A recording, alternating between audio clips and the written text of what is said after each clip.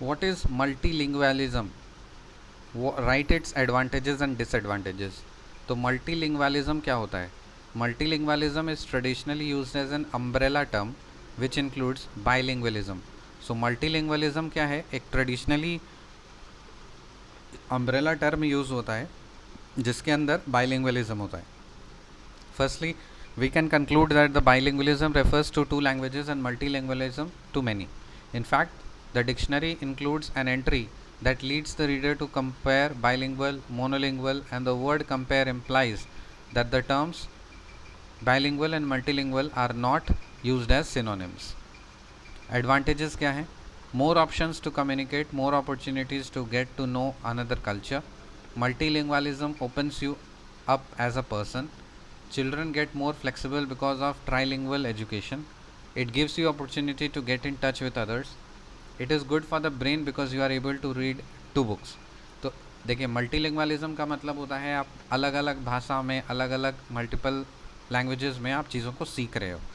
जैसे medium of instruction suppose convent school का होता है, इंग्लिश होता है, तो वहाँ पे टीचर इंग्लिश बोलेंगे, स्टूडेंट इंग्लिश बोलेगा, सब कुछ इंग्लिश में होगा, ठीक है. लेकिन अभी जो हम पढ़ा रहे हैं वो क्या हो रहा है, इंग्लिश भी पढ़ा रहे हैं, हिंदी भी पढ़ रहे हैं. तो मैं आपको इंग्लिश में रीड कर रहा हूँ, हिंदी में आपको समझा रहा हूँ, तो ये बाइलिंगुअल है. तो आजकल ये काफ़ी ज़्यादा पॉपुलर है. मान लीजिए आप छैचू जाते हो, आप मेरे रीजन से आप आते हो, अंगिका में आप बोलते हो, ठीक है. तो मैं अगर पढ़ाऊँगा तो फिर मैं आपको इंग्लिश पढ़ा रहा हूँ, हिंदी पढ़ा रहा हूँ.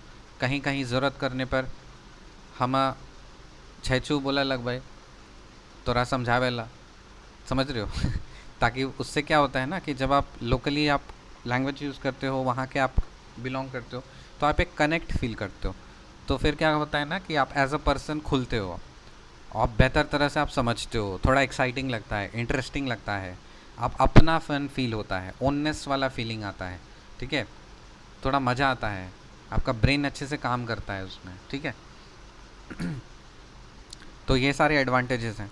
डिसएडवांटेजेस क्या है? It is not bad but it requires lot of effort. अब देखिए ये बुरा तो नहीं है कुछ इसमें, लेकिन थोड़ा सा एफर्ट है. अब मैं एक ही चीज़ को इंग्लिश में बोल रहा हूँ, उसी चीज़ को हिंदी में बोलूँगा, उसी चीज़ को मैं छैचू में बोलूँगा, उड़िया बगल तमिल तेलुगु में बोलूँगा, तो थोड़ा टायरसम है, ठीक है, टाइम टेकिंग भी है.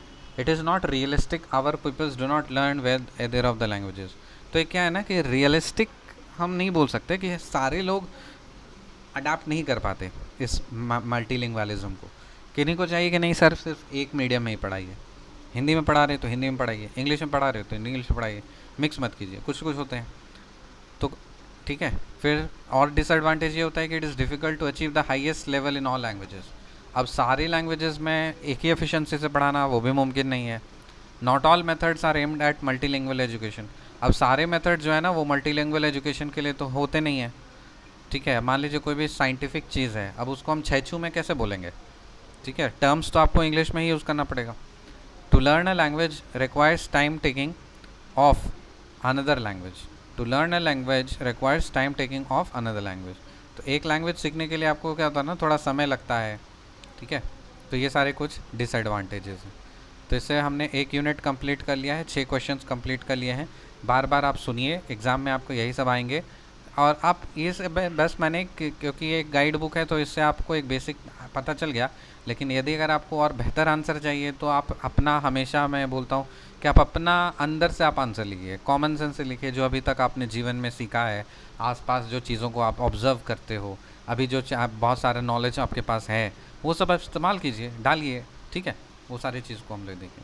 सी you in the next question. Till then bye.